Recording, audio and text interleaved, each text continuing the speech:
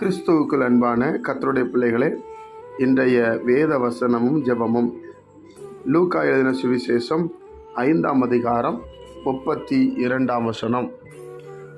நீதிமான்களை அல்ல பாவிகளையே மனம் திரும்புகிறதற்கு அழைக்க வந்தேன் என்றார்.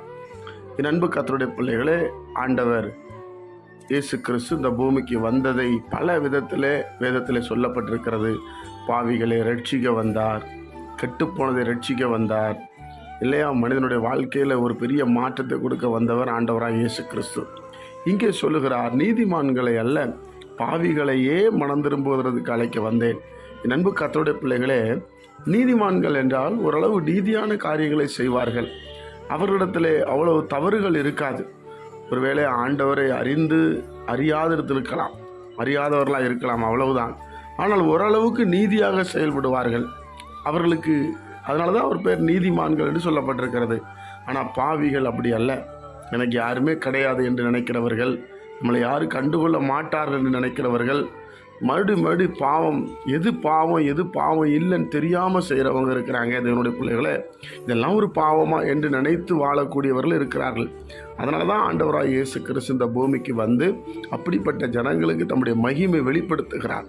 நீ பாவத்தில் இருக்க வேண்டாம், பாவத்தில் வந்த வியாதியை மாற்ற எனக்கு வல்லமை உண்டு, நீ பாவத்தை விட்டு மனம் திரும்ப, உனக்கு ஒரு புது வாழ்வு இருக்கிறது என்று சொல்லி ஆண்டவர் ஏராளமான போதனைகளை கொடுப்பதை நாம் பார்க்க முடிகிறது.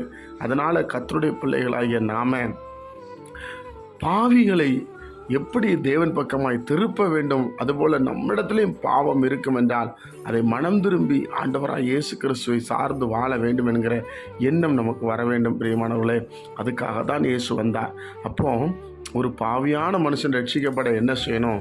அவன் தன் பாவத்தை முதல்ல, பாவம் என்பது உணர வேண்டும். அந்த உணர்வு அவனுக்குள்ளே வரணும். அவன் கேட்கும்போது தான் அது விடுதலை வரும். அவன் கேட்க முடியாத ஒரு சூழ்நிலை இருந்தால் இயேசு என்ன பண்ணுவார்?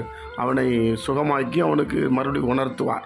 இப்போ அவன் நன்றா நடக்கிறவன், நல்லா பேசுகிறவன், நல்லா பார்க்கிறவனாக இருந்தால் அவன் தான் ஆண்டவரை நோக்கி கேட்கணும், ஆண்டவரே இந்த பாவத்தை விட்டு நான் மனம் திரும்ப விரும்புகிறேன், இந்த பாவம் எனக்கு வேண்டாம், இது உங்களை துக்கப்படுத்தும், உங்களோடு சேர விடாதுங்கிற எண்ணம் அவனுக்கு வர வேண்டும். பிரியமானவர்களே, அப்படி வரும்போது ஆண்டவர் அவனை கை தூக்கி எடுத்து விடுவார். ஜெபிப்போமா? பிதாவே, உம்முடைய குமாரன் இயேசுவின் நாமத்தில் வருகிறோம். ஆண்டவரே, பாவிகள் மனம் திரும்ப வேண்டும் என்று நேசிக்கிறவரே, விரும்புகிறவரே, உமக்கு ஸ்தோத்திரம் செலுத்துகிறோம். பாவத்தில் இருக்கிற சகோதரர்கள் சகோதரிகள் எல்லாரும் இயேசுவின் நாமத்தில் வெளியே வரட்டும். பரலோக தேவனை அறியட்டும், இயேசுவை அறியட்டும். அவர்தான் ரட்சிக்க வந்தவர் என்பதை ஒவ்வொருவரும் உணர்ந்து கொள்ள ஜெபிக்கிறோம். கர்த்தராகிய இயேசுவின் நாமத்தில் கேட்கிற ஒவ்வொரு பிள்ளைகளை ஆசீர்வதியும். இயேசுவின் மூலம் ஜெபிக்கிற நல்ல பிதாவே, ஆமேன்.